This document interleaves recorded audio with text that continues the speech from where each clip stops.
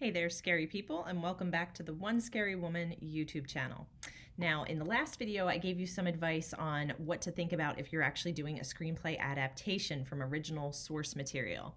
So what I'm going to do is I'm actually going to include a couple case study examples as well, just so you can take a look at some movies that were wildly successful, but originally adapted from other source material and learn from their lessons how to do it. So here is our first adaptation investigation into the 1939 classic movie Gone with the Wind. Enjoy. So the first example I'm going to talk about is Gone with the Wind. So I'm not going to go into crazy hyper detail on every single thing that they did when adapting this book, which the book is massive. I think it might be close to 1,000 pages, even hundreds and hundreds of pages, depending on, like which edition you get. So this is a very, very long book. It wound up being a long movie. I think about 3 hours. And again, I'm not going to break down every single thing they did with their adaptation, but there is one thing that I want to point out when we're talking about this idea of being economical. And this one thing that they changed for us to think about is the number of children that Scarlett O'Hara has. So in the book version, in both the book and the film, she is married 3 times, which, she's a little bit of a scandalous figure to begin with. And then it's even more unusual. She has like these 3 different husbands. Now, in the book, not only is she married 3 times, she also has 3 children. So she has a child with each husband. Now, when they went to do the film adaptation, and again, keep in mind, this is 1939, which may have had, some effect on how they chose to do this. They chose to only give her 1 child. And the 1 child she has is with Rhett Butler, who, of course, is supposed to be, she doesn't realize it till the end, but the main love interest, the main person that she is actually supposed to be with. So let's think a bit. Again, we just want this lesson to really hit home why they would have made this choice in an effort to be economical.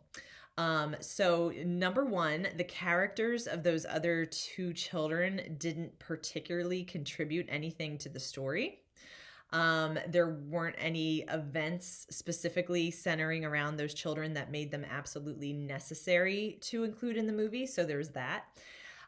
It makes it a little bit less messy the fewer characters you have, and definitely from a producer's point of view, the more characters you have, the more your budget gets drawn up. So unless those characters are really contributing to the story, there's no real reason to have anyone extra on payroll.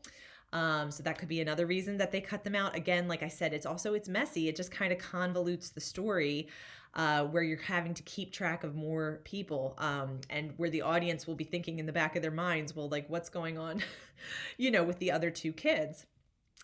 A couple other reasons, like I mentioned, it was 1939. So at the time, this may have been a bit more palatable to audiences. So of course the book was a huge hit, but reading something in a book and kind of, especially when it's over the course of hundreds and hundreds of pages, you can have those details and kind of follow along with that. But just watching it on screen in a movie, this may have been less palatable to a 1939 audience, the idea that this woman had 3 children with 3 different men. The final reason I believe they made this choice with the adaptation, and I think it's maybe even the most important one, is that this serves to heighten the importance of her relationship with Rhett over those other 2 earlier men. So again, in the book, she has a child with each man. In the movie, she only has a child with Rhett. And he, again, is supposed to be the main love interest. He is the one that she is supposed to be with. She just doesn't see it. And for those of you who have seen the movie, again, spoiler alert, the child dies. So in the case of the other 2 children, there's nothing specific in the story. There's no huge main event that happens around them that really requires them to be in the story to drive the story. But the death of this child, of course, drives the story and keeps this story going forward towards its conclusion. So their marriage is already very much on the rocks. And when this happens, it's really that final breaking point where it's going to just contribute that much more to ripping them apart. So the inclusion of this one particular child was important because of that key plot point that the child passes on. Also important because it is another way of heightening what is supposed to be the most important relationship in the movie.